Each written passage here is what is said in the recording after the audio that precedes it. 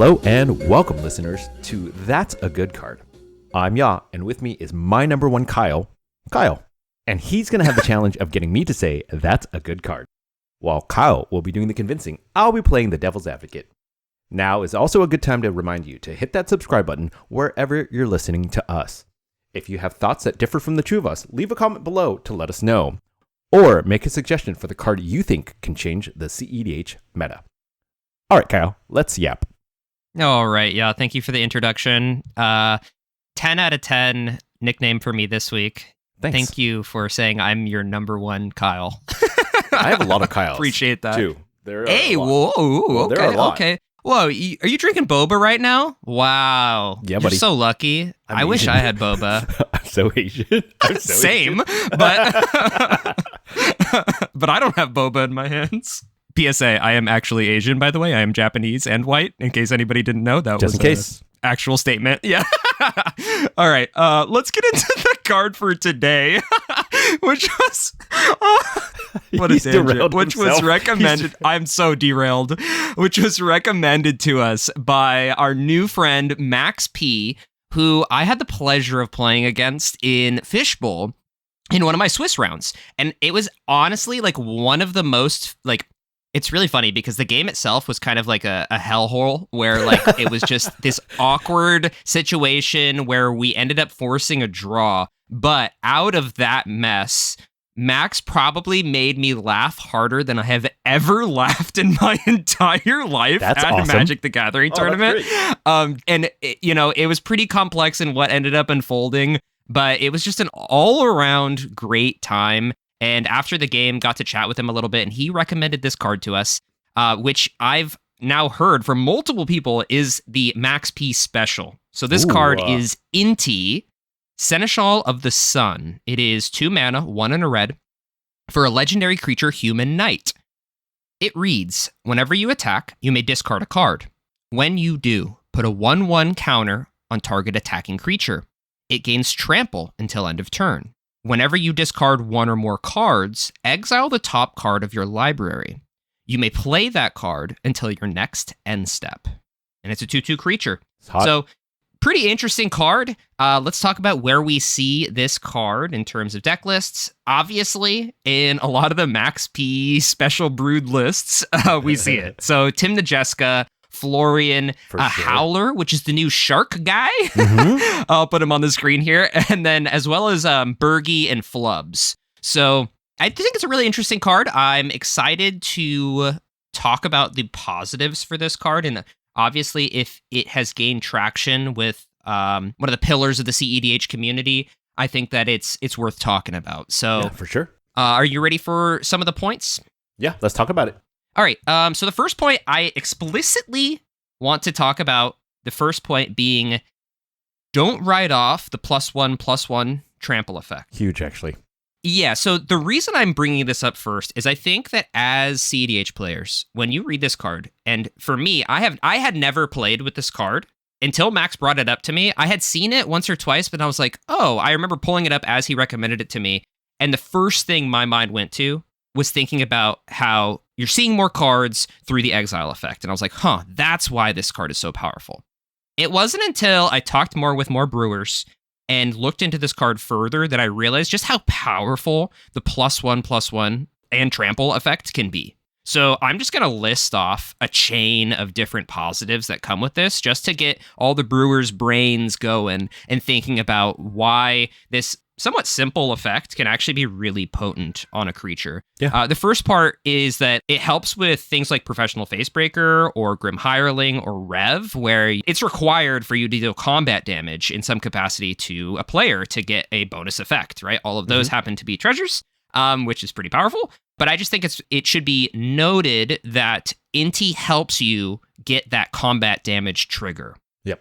It also makes things that are generally considered to be easily blockable, like a Ragavan, into kind of formidable, right? So like now your Ragavan is actually kind of chunky and could potentially take out something that normally would be able to block it. I think it's really cool when it comes to common like mirror matchup trades. How do I describe it better? So like, for example, like if you have a Tymna and the other person has a Tymna, right? You don't generally want to swing into it. Sometimes you do, sometimes you don't. It's like this awkward scenario of who's ahead, where potentially if you swing a Tymna into a Tymna, they may block, right? Yep. So Yep. Inti helps you break parity there. So if like you're the one in the driver's seat and you are about to draw a bunch of cards with this Tymna going through, now your Tymna's a 3-3 while their Tymna's a 2-2. So blocking it, you still keep your Tymna, they don't, and you get to deal damage through them. Maybe it's 1 point of damage, maybe it's 2, who knows how many 1/1 counters is on it. But I just think it's really interesting where, you know, in CEDH, we have so many mirror matchups when it comes to cards that are played.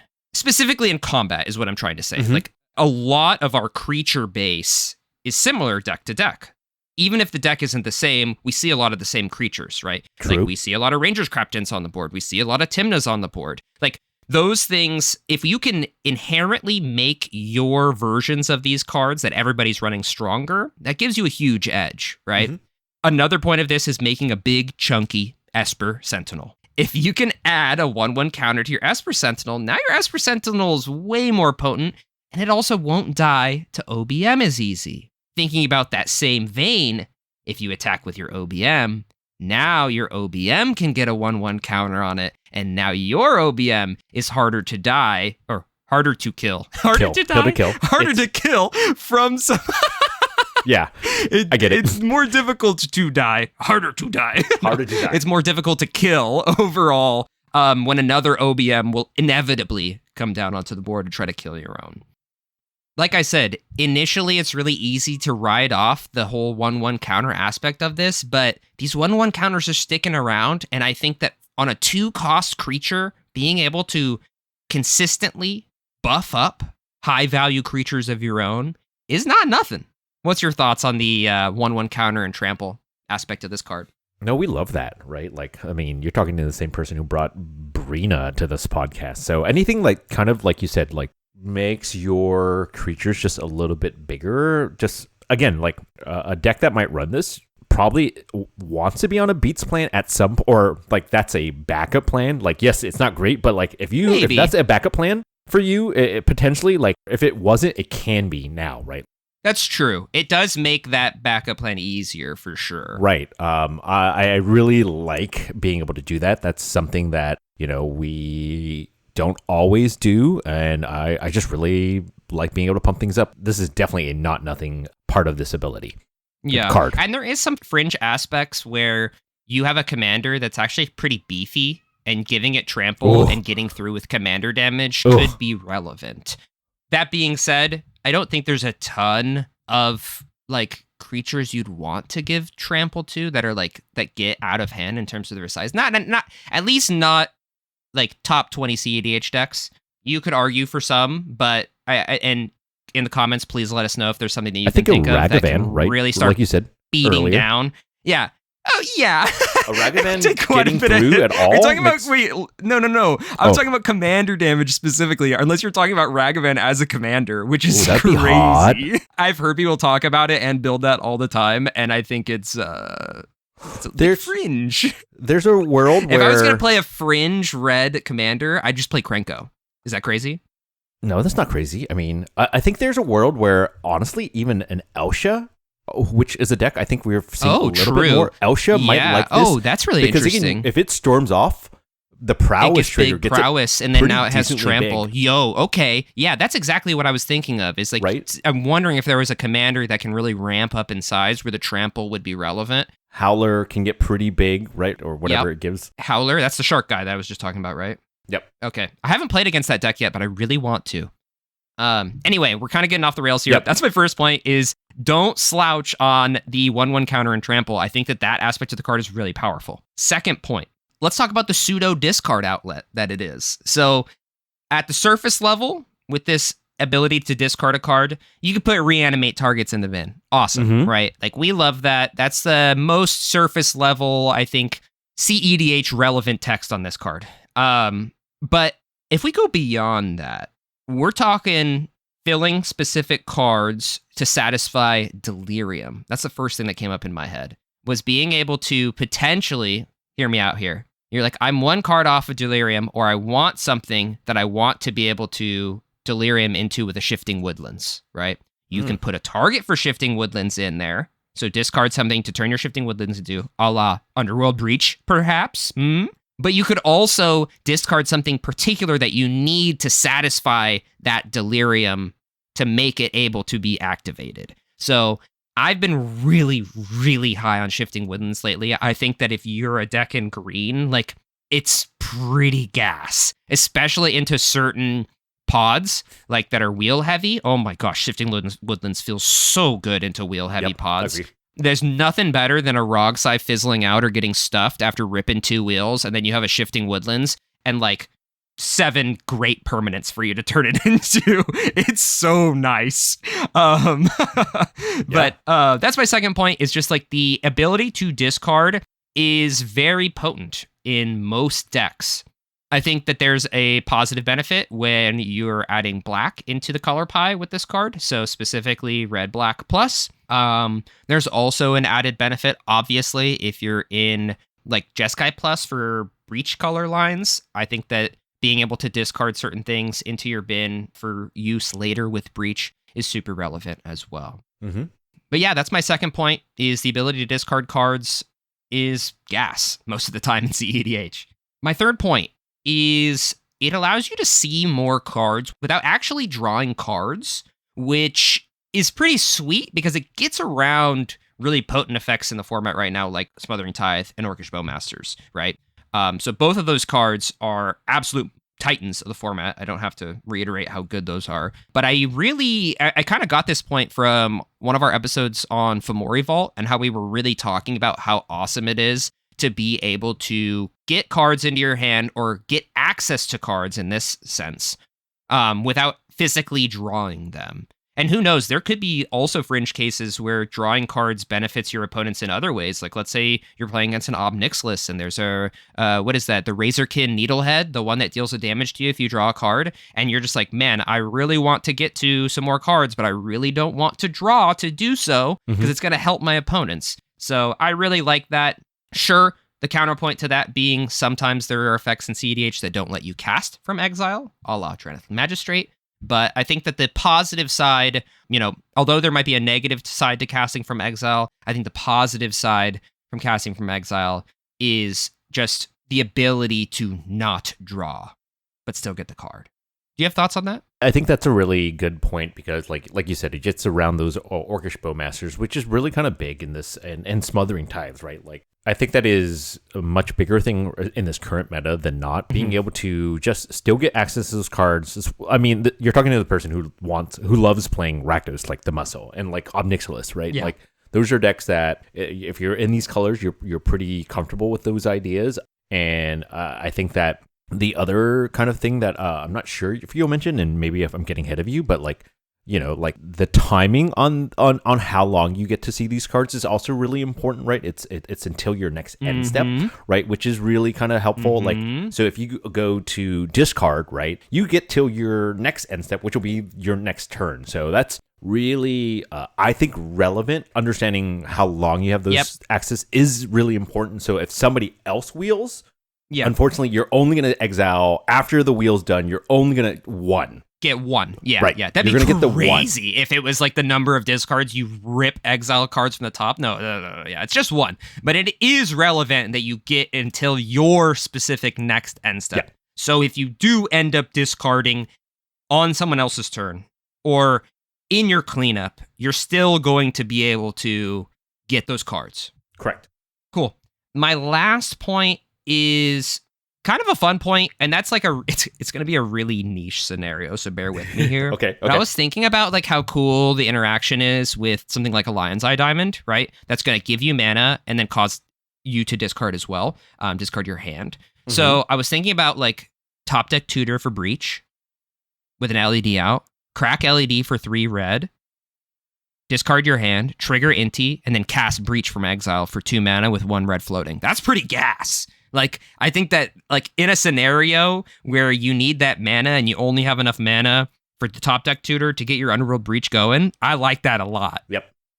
Or, like, synergies with, like, anything that's, like, top of your deck manipulation. Like, if you have, like, Sensei's Divining Top and you know what you're going to rip from the top of your deck, maybe, like, an Elsha, knowing what they're going to rip from the top of their deck, it's pretty sweet. like the interaction when it comes huge. to LED specifically, huge, because like LED is just going to give you both the trigger to give you the access of the card, but also give you mana to cast whatever the hell card it is on top. So I think that, Magic Christmas Dreamland, it was pretty sweet. The idea of top deck tutors and how it interacts with this card.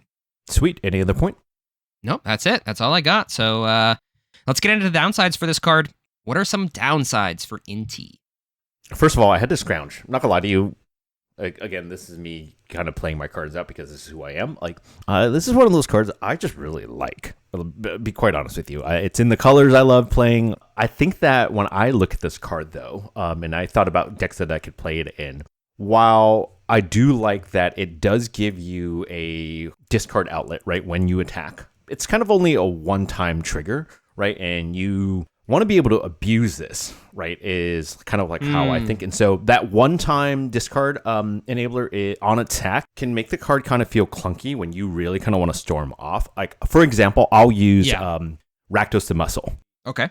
Rakdos gives you a sacrifice ability that you can use, but you can only use it one time. Mm-hmm. And I think that this card kind of has that same kind of like, this kind of brings it down to earth for me in terms of like if I could abuse it more, that's great, right? But then I think that this card would be almost too OP, especially for the cost, right? Like, it's a really low cost, like one generic and one red pip. It's really well cost, but like I want to be able to kind of abuse that second ability quite a bit, right? Like you said, I think the first one is going to get slept on.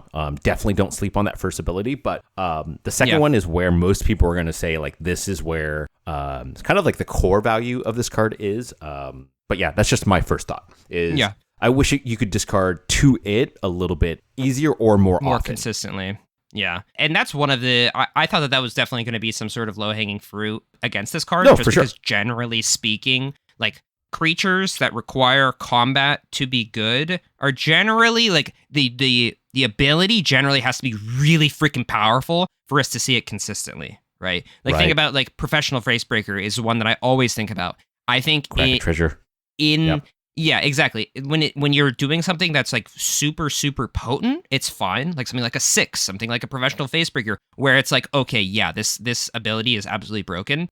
It's easy for people to see how good it can be. But when it's something that isn't as clear how good it is, there's always going to be hesitation from the CEDH community. And I think it's like when we stack it up against like all of these other cards, right? Like, and this card is the type of the card that's fighting for the 99th spot, right? Like, what do you end up kind of cutting for that? Because like my first point kind of blends into my second point is that in order to get more value out of this card, which I do think it brings, right? It requires other pieces, right? Some kind of discard enabler to kind of get this engine going. And how do I put this?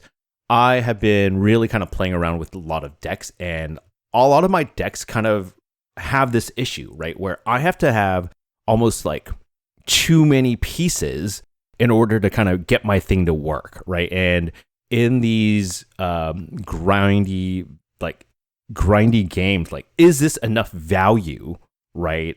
Is this enough to kind of launch me forward over a Professional Facebreaker or something like that? Like, will I have enough time to set this up, right? It's kind of like where my kind of thought goes, is like, it requires a lot of hoops is what I'm trying to get at to potentially get full value. My rebuttal to that point, and it's kind of similar to what you mentioned already, is like, because the cost is so low and because the initial investment is so low, it means that you're likely to get it out in earlier turns. And in doing so, setting up your strategy or setting up your plan of what that setup is going to look like is actually, like, I would argue it's more a part of the setup rather than requiring the setup. Because I actually think that starting out early turns with this card is setting you up to be in a great position. Sure, in order to get like the 100% maximum return on this card, you need a lot of extra synergies around to get that Magic Christmas Dreamland going.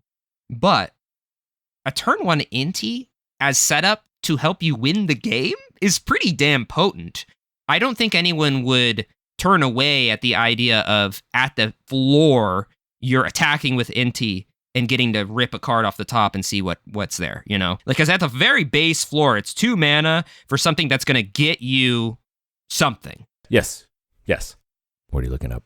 Nothing. You just gave me a face like something I said was very wrong. No. Really I thought scared. You started looking at it and like I thought you started reading something to like bring more points. Well, no, because you gave me a face like something was wrong, and I was like, no, I'm pretty sure that's the case. No, you're absolutely right. Okay, you scared the shit out of me. I was like, wait, am I like misreading the card or something? Listeners, if this stays in the main, I will just say that Ya gave me a look like I said something insane.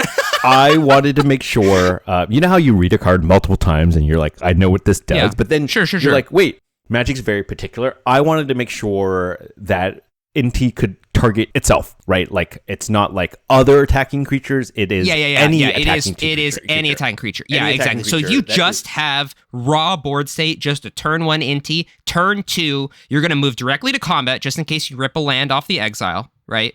Mm-hmm. And then you're going to immediately go into combat, rip a card off discard any card, rip a card off the top, put a 1/1 counter on Inti, and then now you're able to play with that exiled card, play the land if it's a land in your second main phase, play the card if it's a good card, what have you. Does it kind of suck that you have to discard a card in order to see that on a raw board state? Yeah, you have to do a little bit of guessing. It kind of reminds me of playing Corvold and cracking a treasure for a mana that you don't know what color you're going to need. So you just go, I don't know, crack a treasure for black, draw a card? Yeah, exactly. Right. Like it kind of reminds me of that a little bit. So there is some decision making that has to be had when you are just like raw attacking with just Inti and just being like, I don't know which one of these 5 cards. I have 5 cards in my hand. Which one looks like it sucks the most? All right, that's going to the bin. You know, if you don't have like a clear reanimate target or a clear something that wants to be in the bin, you're put in a weird predicament. I will concede that. And I think that actually leads me into my last point really well in terms of mindset is what I wrote down here, is that you do have to be okay potentially exiling into a card that you do want, but if it's early game and it's like a late game, you may not get access to that. Yeah. This is not necessarily this is one of y'all's PSAs, right? I don't know if this is a huge like downside, but if that thought or like doing that kind of thing is not appealing to you, this is probably not one of those cards for you, right? Like it's like when you play up Nixless and like somebody pings and like they crack a land and you get your all will be one turn 2, right? Like there's a world where you're probably not casting that all will be one when it comes back down around, it's gone. right? And it's just gone. Yeah. And you have to be okay, right? And you have to build your deck so that there are layers to these things. Like I said, this is more just a PSA. Like, yeah, sometimes it's just super unlucky. You have to be okay with that. Yeah, you're definitely 100% put in a weird spot if you hit certain cards in your deck. If you hit a Thassa's Oracle and you're not ready to win the game with Thassa's Oracle, you're in a really bad spot. Because if you cast the Thassa's Oracle with the hopes that later on you could use it, now it's getting copied by somebody else and you are screwed because now you just gave a Thassa's Oracle to somebody else because so many people run 5 clones in their deck, right? So it's a really weird scenario where then you're put into a position of like, do I cast this thing or do I not cast this thing? That being said, a 1 in 99 chance that it's happening or 1 in 98 chance. It's like, you're not going to not play the card because you get screwed over unless you're a really spiteful person. It's like first time trying to see that happen. So then you're like, F this card. This card's trash. I can't believe that I would get rid of one of my best cards because I couldn't cast it after my Inti trigger. Like, yeah, if you're a really spiteful person, maybe this isn't the card for you, I guess. I think people are always like slightly begrudgingly willing to cast a demonic consultation in order to look for an answer, right? And so when you do something like that, right, this is kind of a mini version of that, right? Where it's like sometimes if you're there's that's a bit of a stretch, but I follow you. I'm following you. You follow me. You again, you just have to be okay with that. Like again, I'm a person who loves playing Rakdos the Muscle. Like this is just a thing that happens with it. It does suck that sometimes you're like, oh man, I have all these cards, and then all of a sudden it's like, well, I don't have the mana to cast it. And so, again, look at how you're building your decks. Look at how like can you get layers into it, right? Like, that's just what I'm saying. That's all. Yeah, cool. All right, yeah. What point of mind did I make that really has you high on Inti? Oh, dude, the first point, the 1/1 counters, huge, and trample, 1/1 counters, and trample. Huge. Yeah. Like, block my Ragavan. I dare you. Go ahead.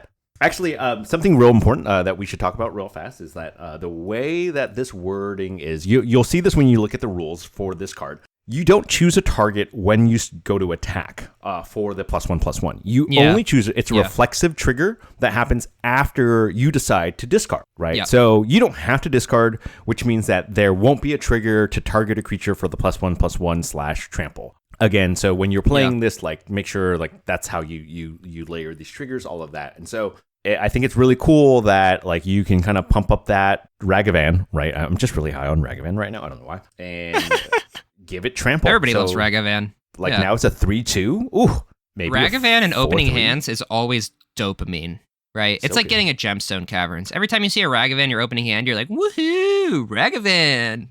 All my homies love Ragavan. Especially when you're like getting free attacks for like the next 3 turns and you're like, it's just doing work. Yeah. It's just doing work for you. And watching as your opponents are just feel absolutely miserable as you rip their win conditions from the top of their library. Good. You don't need those win conditions, but you know that they're hurting inside. Right. It's kind of like what Inti does with your deck. No. What point of mind do you think? Whoa, Inti catching strays. Why this card might not be played in the 99. Your point about it needing some other tandem synergy to achieve the Magic Christmas Dreamland, right? Like having a consistent discard outlet, like something else that's going to let you discard, or having a creature that's really going to benefit from the 1/1 counters. Like, obviously, every single card we're going to talk about, almost every single card we're going to talk about, gets better with synergies. Now, some cards are independent of synergies completely, but especially with creatures that we see in CEDH, a lot of times, it's going to rely on a creature or some other thing to get the absolute best experience out of the card. Think about Delny. This card's gas with Delny.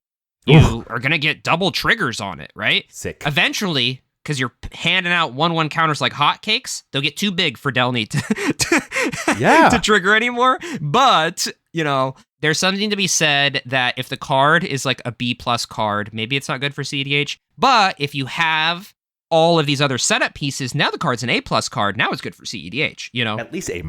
I understand the argument. I would love for every card in my deck to not need to rely on synergies for it to just be the best card ever, but that's just not the case. So it is your best point, but that being said, it's, you know, not deterring me. But I'd love to hear it from you, y'all. It's time. Have I convinced you? Is Inti a good card? I don't think you need to do too much convincing on this card. Like I said earlier, I spoiled it. Like, no, I think this is a pretty good card. I think that this is a really unique space. Like, honestly, I think the bigger thing you convinced me of is like I'm almost higher on that first ability than I am on the second ability. Like being able to just give out, like dole out, like you get a +1/+1/+1 counter for. Did you come attack with me? Yeah, you're getting one. Right, like yes, here's your only gold one star. Right, here's your gold star for doing it. Like, and hopefully you don't die. Good luck. Yeah, or another one we didn't mention that actually benefits super heavily on 1/1 counters. Polywog Prodigy. Slap a 1/1 on that frog. Now he's huge. That's actually it does require you to send your Polywog Prodigy into battle, which can be dubious. But Polywog has a big butt, a little bit of a bigger butt in general, right? So like, like that's gonna be a fat butt. Okay. All right, say it again. Yeah. That's a good card. Inti. Hell yeah. Seneschal. Awesome. Seneschal? Yep. Is that what you said? Seneschal? Seneschal? Seneschal? By the way, fun fact, I didn't know what a Seneschal is. I looked it up for you. So a Seneschal is a chief steward or high official of a medieval great house. Wow. I didn't know. I had no idea what it meant. Merriam-Webster, a.k.a. Yah. All right, listeners, it's that time for our favorite closing segment. That's a good card, ? Now, if you haven't played this game with us before, what I'm going to do is I'm going to provide Yah with the name of an obscure Magic the Gathering card. And it's going to be your job, Yah, as well as yours, the listener, to guess everything about that card. Color, type, cost, power, toughness, art, flavor text, everything. All right, Yah, are you ready for this card? I'm ready. All right, your card is Journey of Discovery. Journey of Discovery. Oh my gosh. Okay. Initial thought was immediately as you said Journey, I was like, oh, this is a green card. But then when you said of Discovery, I was like, oh, maybe blue. So Journey of Discovery, I think, is going to be a blue instant. It's going to cost 3 generic pips and a blue. Damn. Yeah, it's going to say, it's going to be a Journey of Discovery. It's going to say, draw 2 cards, discard 2 cards, untap 2 lands. I know. For 4, not that great. Journey of Discovery. Whoa. And this is going to, the art is going to That's be. kind of cool. The art is going to be like 3. I wanted to say hobbits. I don't know why I default to hobbits. Like, there are other halflings. We're going to say 3 creatures getting ready from their small little quaint village, getting ready to leave for the first time. Oh wow! And so they're ready for like a big journey like, of discovery, right? And it's like going to be like this like menacing world out there, like this like kind of creepy looking forest is about what they're about to embark in. Oh wow! It's going to say something like the flavor text is going to read, "They weren't ready for the adventure that awaited them." Yeah, something simple like that. That's nice. Okay, what is it? Yeah, you weren't close at all, but yeah, that's good. I liked yours a lot. Yeah. I was envisioning it as part of the Lord of the Rings set, but not close. So it's a green card. So Journey of Discovery is you were thinking in the right path. Instinct. Yeah, it's a green card. It's 2 and a green, so 3 total for a sorcery. From Mirrodin, it reads, choose 2.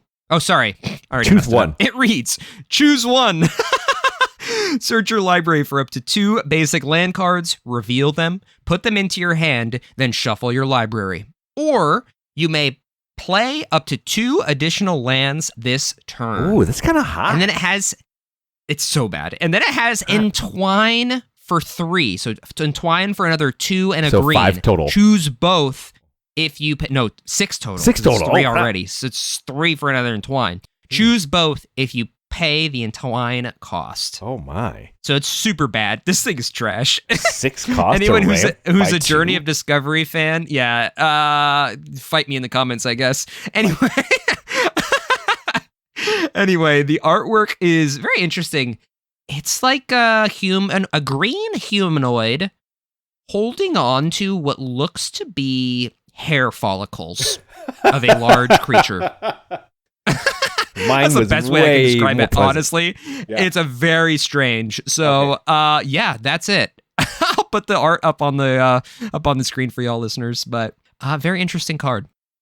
All right, y'all. Thank you so much for listening to today's episode on Inti, and thank you so much, Max P, for recommending this card. We'll post links to Max's podcast, Win and In the description down below. If you haven't listened to that podcast, it's an awesome CEDH podcast. Please go check them out.